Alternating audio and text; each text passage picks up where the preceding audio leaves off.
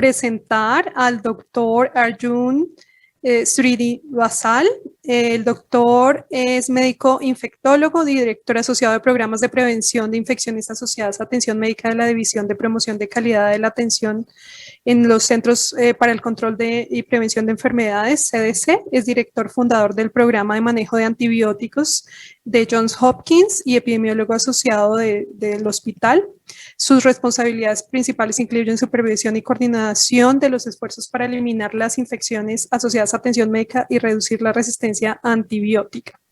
El doctor Srinivasan ha publicado más de 100 artículos en revistas revisadas por pares sobre su investigación en epidemiología de la atención médica, control de infecciones y uso y resistencia de antibióticos.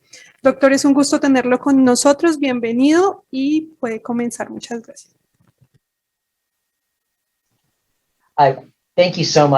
Muchísimas gracias por la oportunidad de estar aquí con ustedes. Me encantaría estar en persona en Colombia, pero pues desafortunadamente el COVID evita que estemos en personas, así que me encanta el poder de tener esta oportunidad de estar con ustedes desde Atlanta y seguramente el año entrante nos podemos ver en persona en Colombia. Yo voy a hablar un poco acerca de la pandemia y el shock que ha creado para el sistema de atención en salud y las medidas de shock. No me gusta ese título, las maneras en que podemos responder.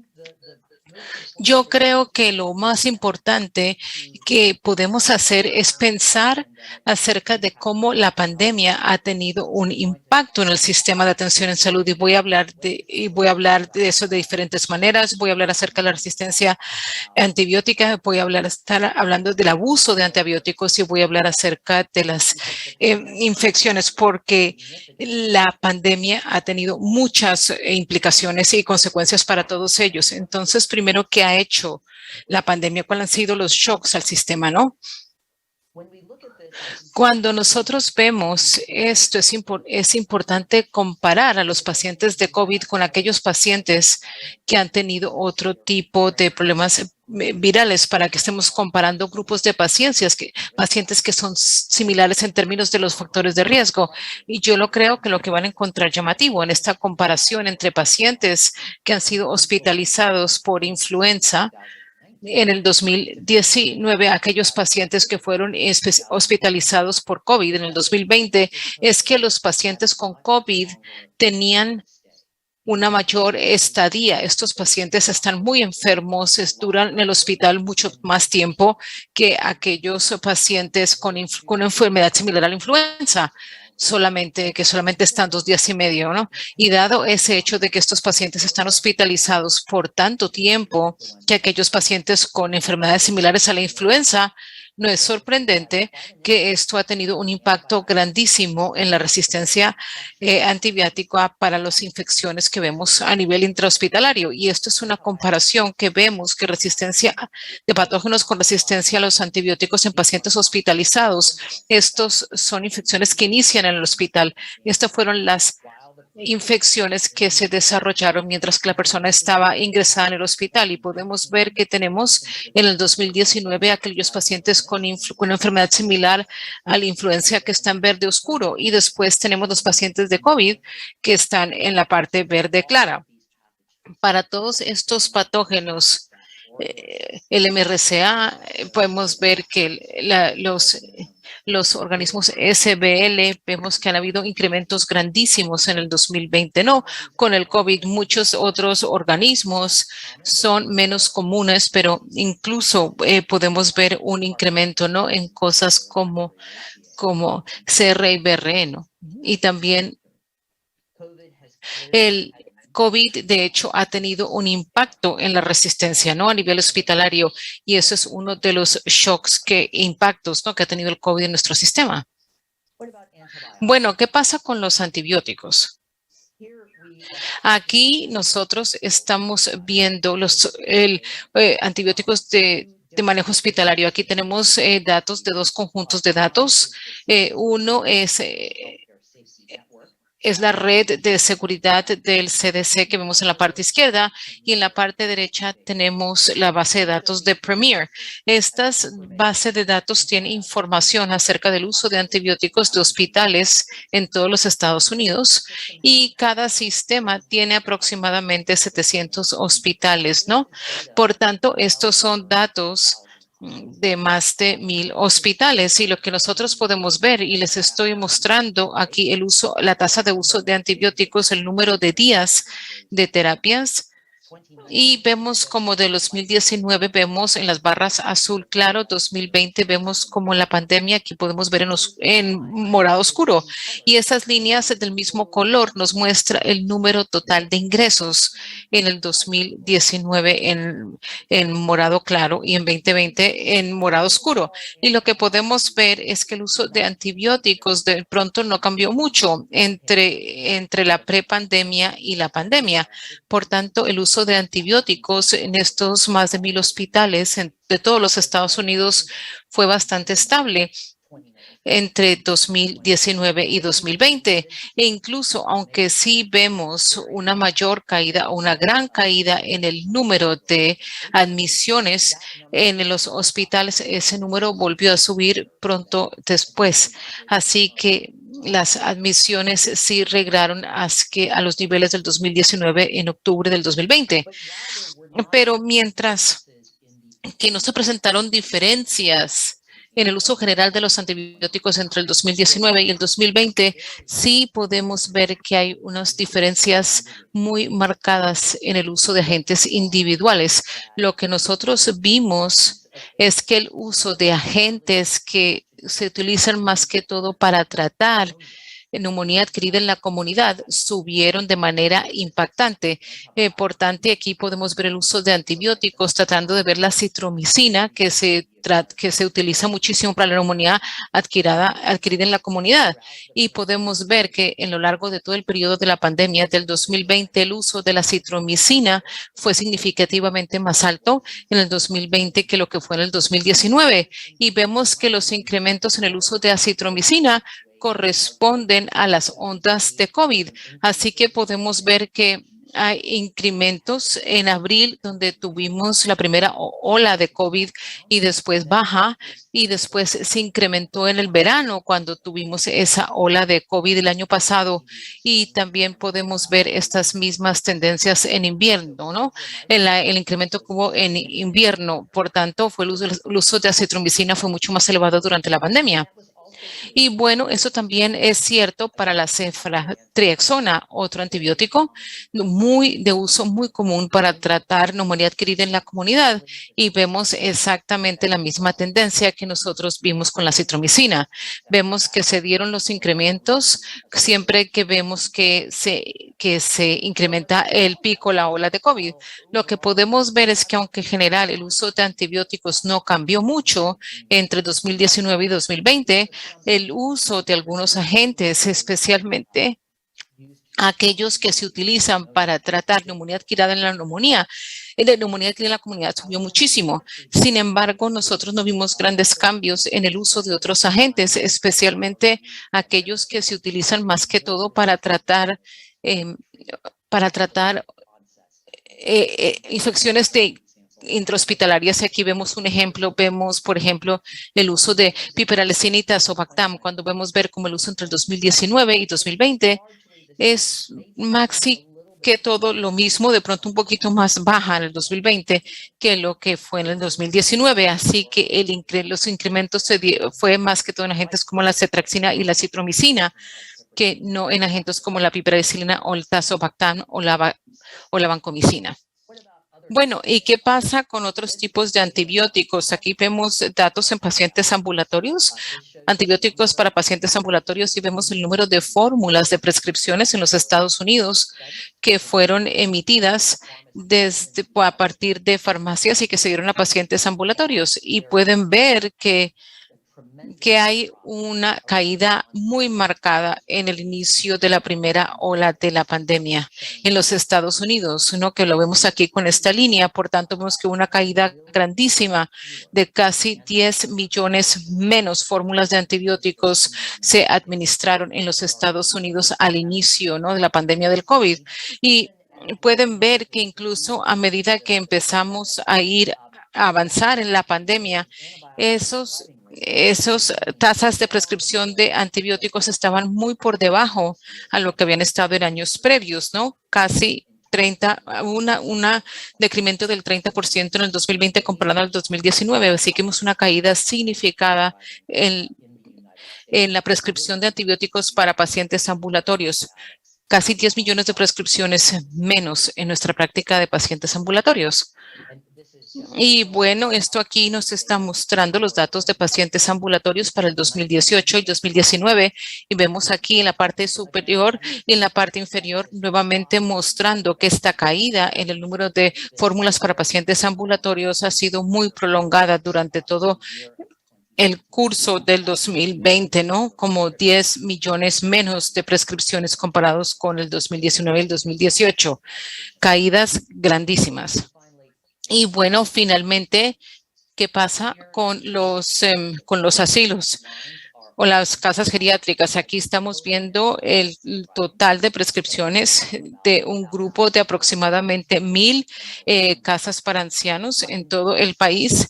Y lo que podemos ver es que el uso de antibióticos fue prácticamente el mismo en el 2020, así como fue en el 2019. Bueno, hubo una caída leve en el verano, pero la verdad es que eso regresó hasta donde estaba en años prepandemia, ¿no? Hasta llegar a diciembre del 2020. Así que podemos ver que la prescripción de antibióticos en hogares para ancianos fue prácticamente lo mismo entre el 2019 y el 2020. Sin embargo, así como vimos en los hospitales, sí podemos ver que hay cambios grandísimos. Vemos que hay unos cambios muy grandes en el uso de la cetraxiona y la acitromicina. Nuevamente, esos agentes que se utilizan más que todo para tratar neumonía adquirida en la comunidad. Podemos ver estos picos grandísimos en el uso tanto de cetraxiona y la acitromitrina, y nuevamente corresponden y encajan perfectamente con las diferentes olas de COVID, la ola de la primavera, después la ola del verano del 2020 y después el invierno, la ola del invierno del 2020. Vemos unos incrementos muy marcados, mucho más pronunciados para la citromicina en esta población, pero sí vemos influencias, así que muy similar a lo que vimos en los hospitales. El uso general fue estable, pero el uso de la cefraxiona y la citromicina fue mayor. Bueno, ese es el shock número 2, ¿no? Los cambios en la prescripción de antibióticos. Y bueno, finalmente veamos al tercer shock, a la epidemiología de las infecciones asociadas a la atención. Estos son resultados tempranos que van a ser publicados mañana, donde nosotros estamos mostrando la comparación de infecciones asociadas a la atención de todos los hospitales de atención en los Estados Unidos. Y estos son comparaciones de tasas de infección para diferentes trimestres del 2020 comparado con el mismo hospital en el 2019. Y lo que podemos ver aquí son incrementos muy significativos en un gran número de infecciones asociadas a la atención en salud. Vemos infecciones del flujo sanguíneo, de la vena central, vemos también eventos asociados al ventilador, neumonía, también vemos infecciones del tracto urinario asociadas al catéter, y también podemos ver Staphylococcus aureus resistente a la meticilina y también infecciones del flujo sanguíneo. Hemos visto incrementos muy marcados en las tasas de todos estos tipos de infección para el 2020 comparado con el 2019 en este gran grupo de hospitales de los Estados Unidos. Las excepciones para esta regla fueron como las infecciones en el sitio quirúrgico, donde nosotros no vimos cambios marcados.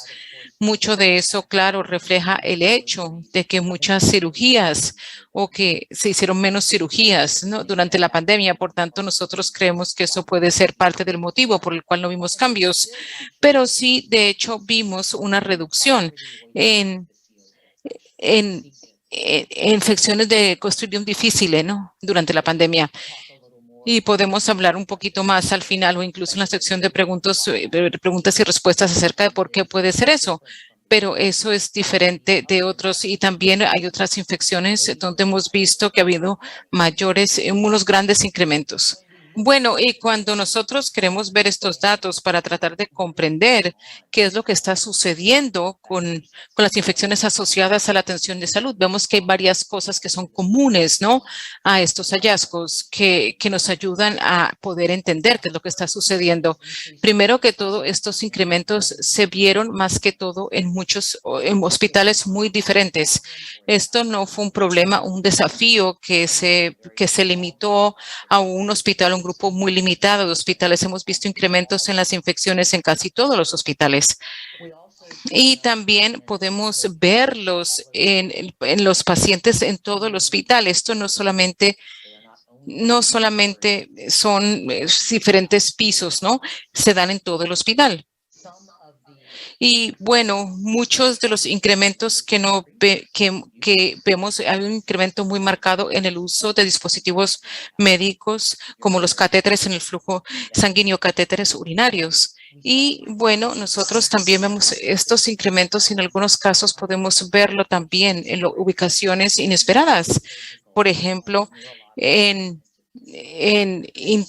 la UCI neurológica. Y lo que eso quiere decir es que muchos hospitales habían unidades de COVID que fueron creadas, ¿no?, para este tipo de unidades UCIs adicionales. Por tanto, tuvimos muchos pacientes que estaban muy enfermos a los cuales se atendían en unidades UCI, ¿no?, exclusivas. Y también podemos ver cambios en los tipos de patógenos que estaban generando infecciones del flujo sanguíneo asociadas al catéter. También hemos visto infecciones debido a los estafilococos y también hemos visto incrementos en infecciones causadas por enterococos. Nosotros no sabemos hasta ahora si eso tiene algo que ver con lo que es el COVID en particular, pero sí fueron hallazgos significativos. Entonces, ¿por qué vemos esto? ¿Por qué fue nuestro sistema impactado de manera tan severa con estas infecciones asociadas? Y yo creo que la información en la diapositiva, los motivos que están contribuyendo a este incremento no van a ser sorprendentes para cualquiera, ¿no?, que está aquí. Nosotros vimos un gran número de pacientes que llegaban. Y vimos que había hospitales muy diferencias en los pacientes hospitalizados, ya sea en los diferentes pisos o en las diferentes unidades. Estos pacientes estaban muy enfermos.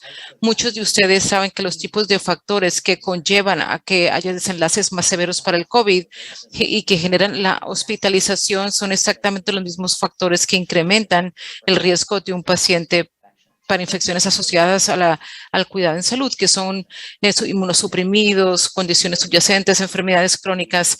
Estas fueron las personas que fueron hospitalizadas por COVID y estas son las mismas personas que estuvieron en muy alto riesgo de infección. Y como resultado, estos pacientes van a estar en el hospital por mucho más tiempo, ¿no?, que uno esperaría. Estuvieron en el hospital durante más tiempo, estuvieron en unidades de UCI durante mucho tiempo, eso quiere decir, y con más dispositivos durante más tiempo, y todas estas cosas están incrementando los riesgos del paciente, ¿no?, para adquirir una infección. Y bueno, estos son los desafíos por el lado del paciente y después por el lado del sistema de atención en salud.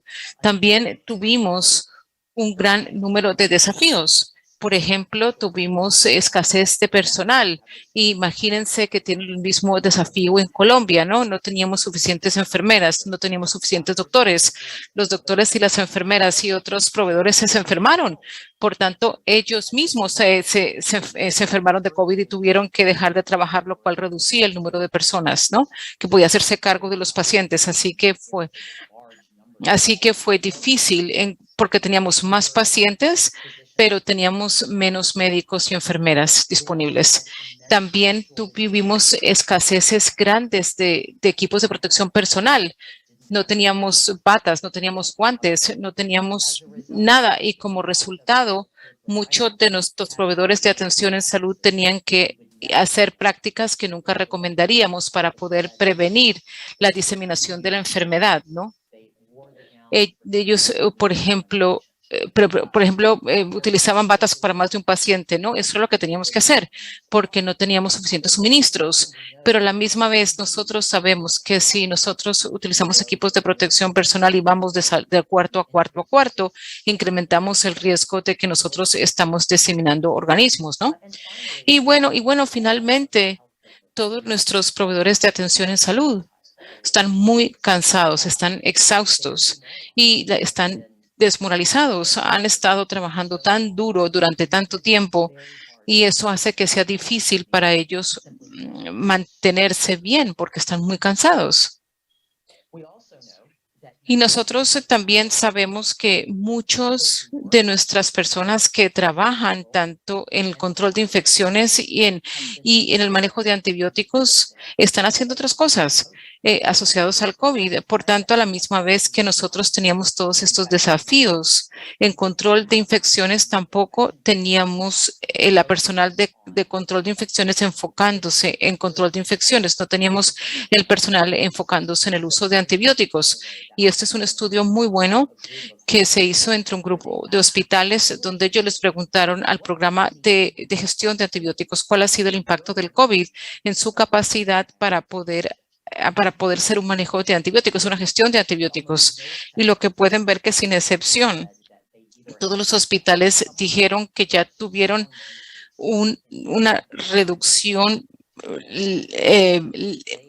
moderada o marcada para manejar el antibióticos porque tenían que manejar medicamentos para el COVID y manejar cosas. Ellos no tenían tiempo para poder hacer a cabo sus programas de antibióticos.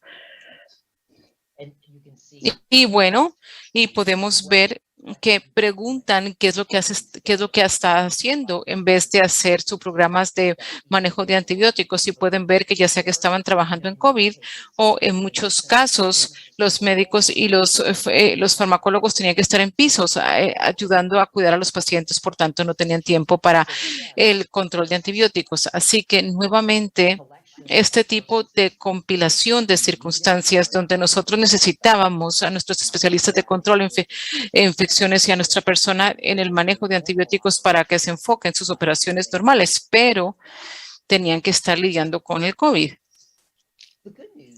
Lo bueno es que sí hemos visto ciertos niveles de éxito a pesar de todos estos desafíos. En los mismos grupos de hospitales de los cuales les mostré datos, en Michigan ellos se dieron cuenta que había una muy alta tasa de formulación de antibióticos en las etapas tempranas de la pandemia, ¿no?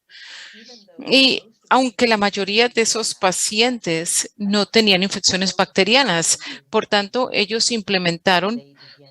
empezaron a compartir información con los proveedores. Ellos empezaron a tratar de ver las diferencias en las diferentes prácticas, resaltando lo bueno y también empezando a enfocar su educación para que la gente pudiera entender y saber que la mayoría de los pacientes con COVID tenían neumonía por COVID, no tenían una bacteria, no necesitan un antibiótico. Ellos necesitan medicinas para el COVID, pero no necesitan antibióticos. Y lo que ellos encontraron es que con eso pudieron alcanzar una reducción marcada en la tasa de la prescripción de antibióticos empíricos. Por tanto, a pesar de los desafíos del COVID, ellos tuvieron la posibilidad de tener éxitos. Bueno, esos fueron los shocks al sistema y yo pienso que la pregunta que se me pidió discutir es cómo implementamos mediciones de shock, cómo nosotros podemos responder a estos impactos o shocks. Yo pienso que podemos hacerlo. Lo primero es reconocer que a pesar de todos los desafíos, sí ha habido cierto nivel de éxito y nosotros de verdad debemos estar tratando de aprender y de comprender donde las personas han sido exitosas, ¿no? En los en el uso de antibióticos, en el manejo de los pacientes a lo largo de la pandemia. ¿Qué pasa con esos hospitales y esas clínicas que los ha permitido tener éxito?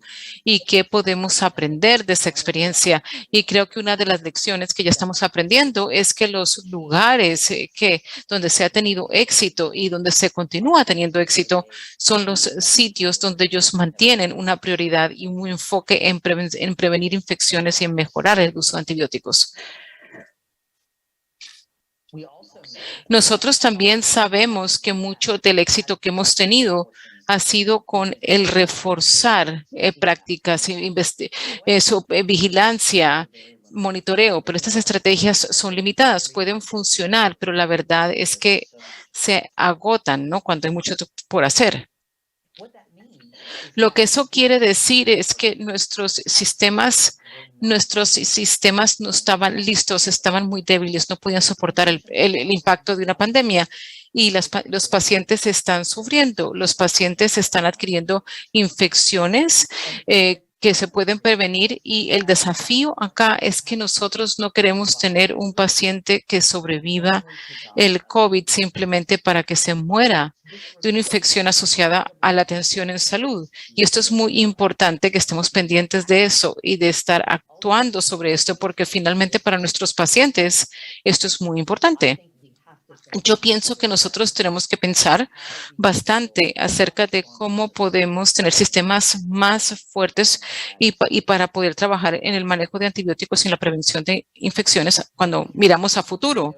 Cuando tengamos tiempo, yo sé que en este momento no tenemos tiempo, pero cuando tengamos tiempo necesitamos poder ver estas infecciones. Tenemos que ver a lo que sucede, comprender qué es lo que sucede y ver si hay maneras en que podemos mejorar el sistema para que podamos aprender de esta experiencia y tener mejores desenlaces en el futuro.